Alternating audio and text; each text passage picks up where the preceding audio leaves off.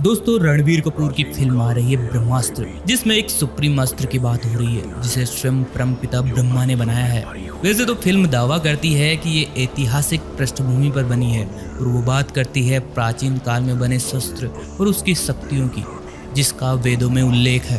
दोस्तों, आज हम बात करेंगे कि आखिरकार ब्रह्मास्त्र होता क्या था, ये कब और कहाँ इस्तेमाल हुआ था। जैसे अमेरिका के एक वैज्ञानिक ने वेदों का अध्ययन कर परमाणु बम का आविष्कार कर डाला, और आखिरकार क्या समानताएं हैं परमाणु बम और ब्रह्मास्त्र में। वैसे आपको पता है कि पहली बार परमाणु बम का इस्तेमाल किस देश के खिलाफ किया गया था? कमेंट करके हमें जरूर बताइए। और हाँ, अगर आप चैनल पर नए हैं तो चैनल को सब्सक्राइब करना ना भूले और ये बेल आइकन जरूर दबाइए ताकि नए आने वाले वीडियोस आपको सबसे पहले मिले। दोस्तों, अगर आप एक भारतीय हैं तो आपने कभी ना कभी कुछ वैदिक ग्रंथ पढ़े होंगे या कुछ ऐसी कहानियां सुनी होंगी या फिर टीवी देखते होंगे तो ऐसे सीरियल्स देखे होंगे जिनमें हिंदू देवी देवताओं के अस्त्र शस्त्रों के बारे में बात होती होगी। दरअसल हर देवी देवता के पास अपनी शक्ति के अनुसार कोई ना कोई अस्त्र शस्त्र होता था जिसे वे सही समय पर धर्म और मानवता की रक्षा के लिए इस्तेमाल किया करते थे। दोस्तों, प्राचीन काल में शस्त्रों से ज्यादा संहारक होते थे अस्त्र। शस्त्र तो धातुओं से निर्मित होते थे, लेकिन अस्त्र को निर्मित करने की विद्या अलग ही होती थी। शस्त्रों को उन देवी देवताओं का आह्वान करके या निष्ठा की भावना से प्राप्त किया जा सकता था। उन सभी अस्त्रों में जो अस्त्र सबसे अधिक शक्तिशाली था और जिसके अंदर पूरे विश्व को समाप्त करने की शक्ति थी, वो था ब्रह्मा जी द्वारा बनाया गया ब्रह्मास्त्र। ये कोई साधारण अस्त्र नहीं था, अपितु इसमें आज के परमाणु बम से कई गुना ज्यादा शक्ति थी। ये अपने लक्ष्य का विनाश करके रख देता था और वहां सालों तक कोई जीवन का उदय नहीं होता था। रामायण महाभारत में कई बार इस अस्त्र के इस्तेमाल का उल्लेख है। हम कह सकते हैं कि ब्रह्मास्त्र एक प्रकार का परमाणु हथियार था जिसे ब्रह्मा जी द्वारा बनाया गया था। भगवान ब्रह्मा एक बहुत बड़े वैज्ञानिक थे। उन्हें धर्म और शास्त्रों की संपूर्ण जानकारी थी। उन्होंने विश्व की सभी ऊर्जाओं को मिलाकर इस अस्त्र का निर्माण किया था। यह मुख्यतः दो अस्त्रों से मिलकर बना है।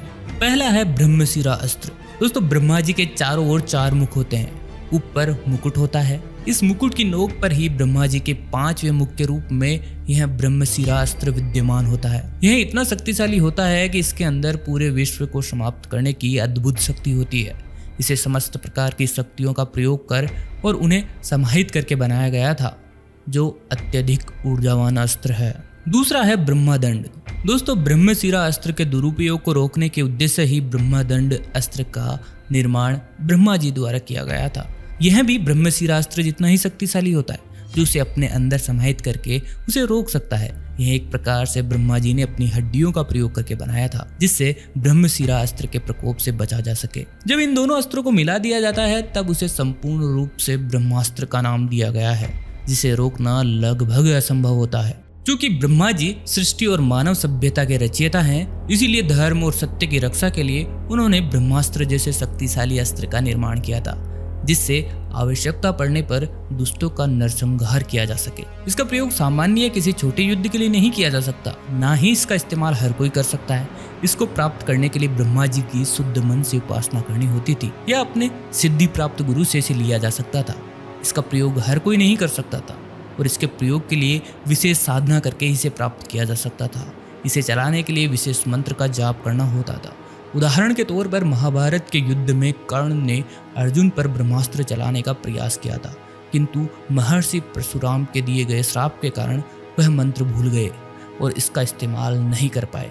एक बार इसे चार्ज करके तैयार कर दिया जाए तब इसे वापस नहीं लिया जा सकता था, अर्थात इसे अब चलाना ही पड़ेगा। फिर इसे केवल ब्रह्मदंड अस्त्र के द्वारा ही रोका जा सकता था और यह इतना शक्तिशाली और विध्वंसकारी अस्त्र था कि इसे चलाने से पहले कई बार सोचना पड़ता था, क्योंकि यह अत्यंत विनाश का कारण बन सकता था। अब बात करते हैं ब्रह्मास्त्र की कुछ विशेषताओं के बारे में। ब्रह्मशिरा अस्त्र को ब्रह्मास्त्र से शक्तिशाली माना जाता है, जो ब्रह्मा जी का पांचवा मुख भी है।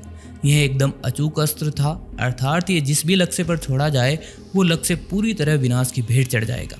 ब्रह्मास्त्र जहां भी गिरता था वहां धरती एक आग के गोले में बदल जाती थी और आसपास भयंकर आग लग जाती थी और विभिन्न प्रकार के हानिकारक रसायन फैल जाते थे।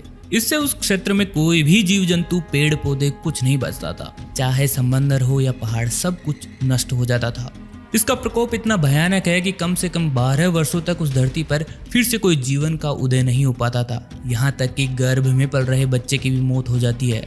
उस जगह पर पृथ्वी में दरारें पड़ जाती है और वर्षों तक वर्षा भी नहीं होती। सूर्य के दर्शन नहीं हो पाते, जिस कारण वहां भयंकर सूखा पड़ता है। इसे समूचे ब्रह्मांड की हर पदार्थ की ऊर्जा को समाहित करके बनाया गया था, जिस कारण यह अत्यंत विनाशकारी अस्त्र था। यह किसी बड़े युद्ध में धर्म और सत्य की रक्षा करने के उद्देश्य से चलाया जाने वाला अंतिम अस्त्र होता था। जब दो ब्रह्मास्त्र आपस में टकराते हैं तो इससे पूरे विश्व के सामने भयानक संकट उत्पन्न हो जाएगा।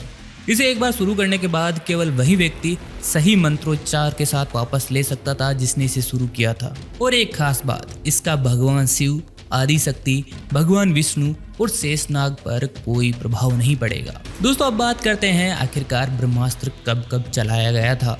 इसे हम दो भागों में विभाजित कर लेते हैं, एक ब्रह्मशिरा अस्त्र का प्रयोग, दूसरा ब्रह्मास्त्र का प्रयोग। दोस्तों ब्रह्मशिरा अस्त्र का प्रयोग सर्वप्रथम ब्रह्म ऋषि विश्वामित्र ने क्रोधित होकर महर्षि वशिष्ठ के विरुद्ध किया था, किंतु महर्षि वशिष्ठ के पास ब्रह्मदंड होने की वजह से वे बच गए थे। ब्रह्मदंड ने अपने अंदर ब्रह्मशिरा अस्त्र को समाहित करके रोक दिया था।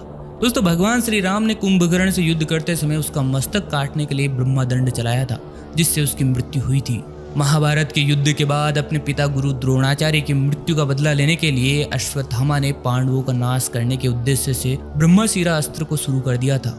दूसरी ओर अर्जुन ने भी यह देखकर ब्रह्मशिरा अस्त्र अश्वत्थामा की ओर लगा दिया था। इसे देखकर नारद मुनि और महर्षि वेदव्यास ने उन्हें इन अस्त्रों को वापस लेने को कहा था। अर्जुन ने अपना अस्त्र वापस ले लिया, किंतु अश्वत्थामा इसे वापस लेने की विधि नहीं जानते थे, इसीलिए उन्होंने इसे पांडवों की नगरी में न छोड़कर वहां से कोसों मील दूर समंदर में छोड़ा था। किंतु उसकी रेडियो एक्टिव तरंगों के कारण पांडवों की नगरी में भी सभी गर्भवती स्त्रियों की कोख में ही उनकी संतानों की मृत्यु हो गई थी, जिसमें पांडवों का आखिरी वंशज अभिमन्यु का पुत्र परीक्षित भी था, जिसे बाद में भगवान श्री कृष्ण ने जीवित कर दिया था। अब आते हैं ब्रह्मास्त्र के प्रयोग पर। महर्षि दधीचि के पुत्र पिपलाद ने अपने पिता की मृत्यु से आहत होकर ब्रह्मास्त्र को शनिदेव पर तान दिया था। तब अपने प्राणों की रक्षा के लिए शनिदेव ने प्रण लिया था कि वे 12 वर्ष से कम उम्र के किसी भी बच्चे को कभी परेशान नहीं करेंगे। इसी कारण उनके जीवन की रक्षा हो पाई थी। रामायण काल में रावण पुत्र मेघनाथ ने इसे हनुमान जी पर तब चलाया था जब वे लंका दहन कर रहे थे, किंतु हनुमान जी को भगवान ब्रह्मा से वरदान मिला हुआ था, इस कारण उन पर इसका कोई प्रभाव नहीं पड़ा था। रामायण काल में ही जब भगवान राम और माँ सीता चित्रकूट में थे, तब इंद्रदेव के पुत्र जयंत ने कौवा बनकर माँ सीता को कई जगह काट लिया था। माँ सीता का रक्त बहता देखकर प्रभु श्री राम इतने क्रोधित हुए थे कि उन्होंने जयंत पर ब्रह्मास्त्र तान दिया था। जयंत ने भगवान राम से अपने प्राणों की भिक्षा मांगी थी, जिस कारण उनकी केवल दाईं आंख फूटी थी। जब भगवान राम अपनी वानर सेना के साथ समंदर पार करके लंका जाना चाहते थे, लेकिन समुद्रदेव उन्हें कोई रास्ता नहीं दे रहे थे। इससे क्रोधित होकर प्रभु राम ने समंदर पर ब्रह्मास्त्र तान दिया था, किंतु समुद्रदेव वरुण के क्षमा मांगने पर वे शांत हो गए थे और उन्होंने इसे राजस्थान के ध्रुमतुल्य नामक स्थान पर छोड़ दिया था, जहां पर आज विशाल मरुस्थल है। लक्ष्मण ने रावण पुत्र अतिकाय का वध करने के लिए ब्रह्मास्त्र का प्रयोग किया था। इंद्रजीत और लक्ष्मण के बीच हुए भीषण युद्ध में लक्ष्मण ने इंद्रजीत पर ब्रह्मास्त्र का प्रयोग करने का सोचा था, किंतु प्रभु राम ने उन्हें समझाया था कि अभी इसका प्रयोग उचित नहीं है, क्योंकि इससे पूरी लंका समाप्त हो जाएगी। लक्ष्मण और मेघनाथ के बीच अंतिम युद्ध में से मेघनाथ के द्वारा लक्ष्मण जी के ऊपर चलाया गया था। चूंकि लक्ष्मण स्वयं शेषनाग के अवतार थे, इसलिए यह उनको बिना नुकसान पहुंचाए वापस लौट गया था। यह भगवान राम और रावण के बीच हुए अंतिम युद्ध में प्रभु श्री राम द्वारा प्रयोग लाया गया था, जिससे रावण और उसकी सेना का नाश हुआ था। इस प्रकार ब्रह्मास्त्र ब्रह्मा जी द्वारा बनाया गया सबसे शक्तिशाली, विध्वंसकारी और अद्भुत अस्त्र था, जो उस समय का परमाणु बम था। इसे हमारे इतिहास में सबसे बड़े अस्त्र के रूप में जाना जाता है और इसका संपूर्ण प्रयोग का कहीं भी उल्लेख नहीं है। जब भी इसका प्रयोग किया गया तब इसके केवल एक हिस्से को छोड़ा गया था। संपूर्ण ब्रह्मास्त्र केवल ब्रह्मा जी के पास था, जो उनके 5वें मुख के रूप में उनके पास था। दोस्तों आपको बता दें कि परमाणु बम का आविष्कार करने वाले वैज्ञानिक जूलियस रॉबर्ट ओपेनहाइमर ने अपनी रिसर्च में इस बात का खुलासा किया है कि परमाणु बम जैसे विनाशकारी हथियारों का इस्तेमाल महाभारत काल में भी हो चुका है। दरअसल रॉबर्ट ओपेनहाइमर ने गीता और महाभारत का गहराई से अध्ययन किया था। रॉबर्ट ओपेनहाइमर ने महाभारत में बताए गए ब्रह्मास्त्र की मारक क्षमता पर रिसर्च किया था। उनके इस रिसर्च मिशन का नाम था ट्रिनिटी, यानी त्रिदेव। साल 1939 से 45 के बीच रॉबर्ट ओपेनहाइमर और अन्य वैज्ञानिकों की एक टीम ने रिसर्च किया था। इस रिसर्च के बाद ही वैज्ञानिक इस निष्कर्ष पर निकले थे कि महाभारत में जिस ब्रह्मास्त्र का इस्तेमाल किया था वो आज के परमाणु हथियार के समान ही कई गुना शक्तिशाली था। दोस्तों ये था ब्रह्मास्त्र का इतिहास। कई लोग ऐसा कहते हैं कि महाभारत और रामायण सिर्फ महज एक कहानी है। हालांकि जब उनके सामने सबूत पेश किए जाते हैं तो वो इस बात से मुकर जाते हैं कि उन्होंने ऐसा कब कहा था। वैसे दोस्तों, आपको क्या लगता है? वेदों में छिपे रहस्यों को उजागर करने के लिए भारत सरकार को कुछ ऐसे रिसर्च करने चाहिए जिनसे वैदिक ज्ञान हमारे सबके सामने निकल कर आए और जिसका इस्तेमाल इंसान और इंसानियत को संभालने में काम आ सके। आप क्या कहते हैं? कमेंट करके हमें जरूर बताइए। वीडियो कैसा लगा? अगर अच्छा लगा तो लाइक और शेयर करना ना भूले। चैनल को जरूर सब्सक्राइब कीजिए। दोस्तों, जल्दी मिलेंगे नई वीडियो के साथ। तब तक के लिए नमस्कार।